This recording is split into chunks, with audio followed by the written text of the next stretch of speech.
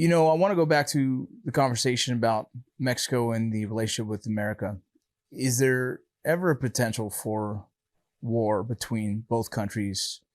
And there's kind of a kind of a weird war happening now, but the idea I have, someone who's been to combat, someone who's highly trained, what is the capabilities of the Mexican military or cartel? Is there a real threat to be worried about? So again, these are opinions, these are theories, these are also conversations that I've had with high-level military people in Mexico, including some of the members of their special forces units, which I got to train with and work with a few times during my time down there. And some of them are retired now, and some of them have YouTube channels. And some of them talk about some of the stuff online with a mask on, but they talk about it. I have a couple of their contacts. I'm trying to get them on. They're pretty interesting people. If it's who I think it is, he's a legit guy. And the perception in Mexico is one that there will never be an open armed conflict with the United States because of the effects it would have on the U.S. itself. So the U.S. is very much aware that Mexico is its number one trading partner right now. It used to be Canada, but Mexico surpassed Canada. It's also clear to the United States that Mexico, it's on its way to become the new China. It has the industrial base, it has the people to manage that industrial base, and it is and has been receiving a lot of the outflow of investments from China into Mexico. So there's a lot of the Chinese companies were like, oh, you're going to tariff our cars, our electric cars? We'll just build them in Mexico. That's a true thing that happened. The U.S. is very much in a symbiotic relationship with Mexico, and anything that happens in Mexico has an effect in the U.S. That's very clear. With that being said, Mexico right now, as it is in a very antagonistical position against the United States, because we're seeing an uptake and growth in populist leftist government in Mexico. They have no opposition. Well, this is something the U.S. and Americans have to be kind of clear-headed about. In Mexico, there's a single ruling leftist, pro-Chavez, pro-Venezuela, pro-Putin, pro-your enemies government, federal government that has no challengers. In this past election, I think they won by like a large enough margin. Like a lot of former political parties had to be defunct, basically. So this federal government, and just in general, this culture that it's being developed around it is very anti-American. So this is what is growing in Mexico, and the U.S. is very much aware of this. I think we're about to have a new president coming into power, Claudia Sheinbaum, a Jewish Mexican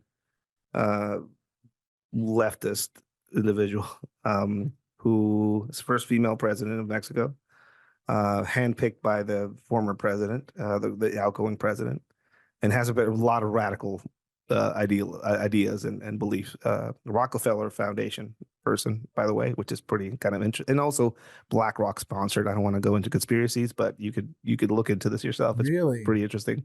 Yeah. So you have this political coldness and volatility against the United States down there. Basically, they invited Putin to the inauguration of the incoming president, which is, think about it. Putin shows up to Mexico, which I don't think he's stupid enough to show up, but you never know. That's crazy. You have this antagonistical thing going on with the current federal administration. Funny enough, they're pretty friendly with Trump, at least as far as what in the past. The current president and Trump had a good relationship. Apparently, the current president calls him his friend. But you see this hostility between both sides now. You see a military that has clear plans on what happens if an invasion happens with the U.S. They do have plans in place, and Really? if you talk to this the contact you might have on that wears a mask, he can talk to you clearly about some of this stuff. But they have clear orders to basically empty out armories and meld into the civilian populace and go into guerrilla warfare fighting. and they have the capability of doing stuff like that. Here we go. Interesting. You have clear indications that people like the New Generation Cartel will never go for any sort of deal with the United States, and they're going to be a completely antagonistical institution against the U.S. if they ever decide to invade or go after them in any direct confrontation. So, and also the fact that if the flow of fentanyl and drugs from Mexico closes off completely, let's say the U.S. does something I envision them doing, which is a naval blockade on both sides of Mexico, inspecting anything that goes in and out of it. And you see basically the pipeline of drugs cut off completely into the United States. I think you're going to see the effects of it in a few months, and it's going to dwarf whatever the COVID epidemic was as far as people going into withdrawals. I mean, it's going to be a massive health crisis in the U.S. if it happens. Interesting. Which is something, again, I've heard about, talked about. What if they start poisoning drug loads? Yeah, that's like it's like an internal way of destroying the country from the inside. Yeah, I mean, Mexico has a pretty, doesn't have a military that can project, of course, but it does have a pretty experienced institution as far as the military, as far as battle hardened and knowing how to operate in its own territory. I'm not saying the U.S. can't take them out in a few days, but I don't know. It's interesting. Yeah. The U.S. probably has never gone up against a country that has a lot of its citizenship living in the United States and has a border with. So it would be a complex conflict. Are there plans and are there things out there that people are kind of thinking about? Yeah, they have been for a long time. I think something after the stuff that went on with the Fast and the Furious, Yeah. I think specifically, I think that led a lot of Mexican leadership into thinking about the U.S. as an antagonist more so than a friend, and it's been a growing sentiment amongst Mexicans in general, viewing the U.S. as an antagonist. You say there's tension between our current administration and the Mexican administration currently, but they're both lean left. Why would they not see eye to eye if they both are kind of leaning left in the political spectrum? Yeah, that's a great question. You see Mexico going woke. Like, we have gender pronouns on the books now. We have a whole trans rights movement going on in Mexico. It's going woke. Mexico, it's going woke as a whole, which is weird. Catholic traditional country, right? And you would think that would match up with some idealism with the United States, but more powerful in all of that, Mexico is very much federally going the whole pro Maduro, pro Putin, pro like socialism, capitalism, communism, almost. Yeah. So in general, the high level politics in Mexico are all about that, about supporting Cuba, about the fact that the embargo is a human rights violation, about the elections being fair in Venezuela. This is where the mentality is right now, and in all of those ways, the U.S. doesn't matter how woke or left you are, they don't fit that narrative as a friend. So. Wow. So we're the enemy no matter what. Even if we see eye to eye on a lot of the, ideologies, we're still the enemy. Historically, again, if you see the conversations had in Mexico about the U.S., and again, I'm a part of some of those conversations every now and then. It's speaking of the pain that Mexico feels, discovering that most of the presidents in Mexico from the 60s, 70s, and 80s were on the CIA's payroll, and this is something that's some of the declassified documents coming out of the U.S. have told us now. So that leads to a lot of anger in Mexico, specifically when the U.S. and Americans talk about this being a Mexican issue, that's our fault and you should fix it.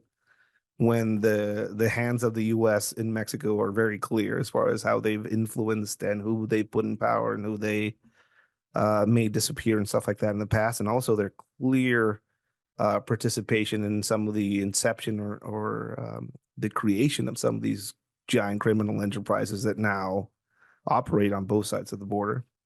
Uh, so this is the sentiment that the political elites that are now in power in Mexico are utilizing to further their agenda. Yeah. U.S. is bad. Look at what they did here. Look at what they did there. Look at what they're doing to our friends and compatriots in Venezuela and in Cuba, and look at all the ways they've meddled in the past Yeah. against us. That's usually the argument that people take when someone counters like my book or whatever, is how America has kind of had their hands in a lot of these countries who help destabilize a lot of the countries. But it's also almost the same viewpoint as what some of these extreme Muslim countries that see us as the enemy as well. You know, right now, just from this conversation alone, it makes me really nervous to think about like who sees us in a good light, because right now it doesn't feel like very many.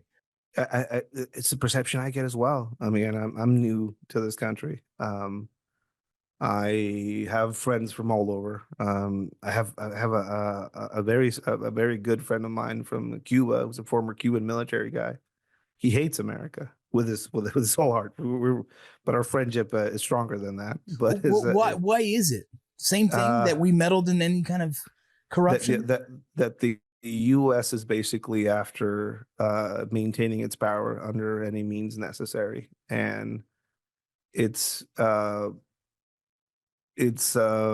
embargo of Cuba and its multiple attempts at coups in places like Venezuela, which are confirmed or not confirmed, who knows, and its meddling in places that have a lot of lithium in South America are very suspect.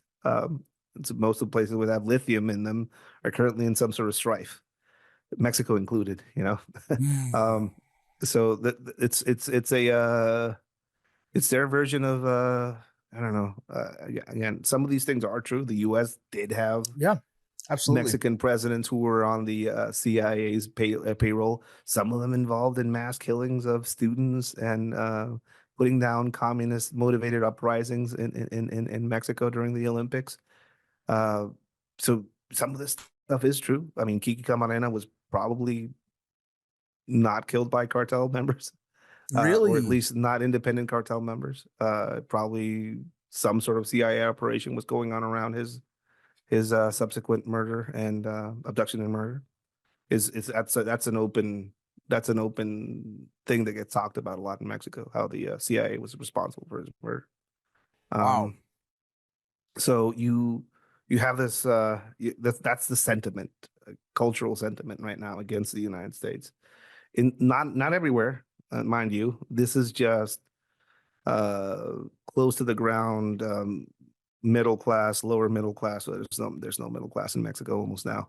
It's pretty polarized, but basically that's kind of the sentiment that a lot of Mexicans have, viewing the U.S. as a suspicious enemy, basically, which is funny because the American dream is no longer in America, it's in Mexico. The amount of Americans moving to Mexico is insane. Tijuana, for example, my hometown, 90% of all housing is being bought by Americans. All of my dad's neighbors are gringos in Tijuana, which is fucking hilarious. Well, you know, if Mexico feels deeply about that, why do we still have a big influx of immigration from Mexico? Because there's still people that believe in the American dream. I don't think so. I think that's a false statement. I don't think you have a big influx of Mexicans moving into the U.S. I think that's been on a downward trend. Yeah. A lot of what you see now is Central American, which are, according to some of their sentiments, victims of regional destabilization provided by the United States that made them have to leave. And Venezuelans form a giant bulk of some of the new immigration waves you're seeing in the U.S. And some of them are being perceived very differently than some of the other immigration waves, like the Mexican waves that went on in the 2000s and 90s. They're just a different type of immigrant. And what are you seeing with them versus Mexico? I mean, Mexican immigrants would go to the U.S. to work to send money back to Mexico. Yeah. That was a phenomenon. And it still is. I mean, I'm not saying that we're at zero as far as Mexicans crossing the border, but that's no longer a sentiment that you feel that much in Mexico of me going to seek a better life in the United States. That's not as common as it used to be.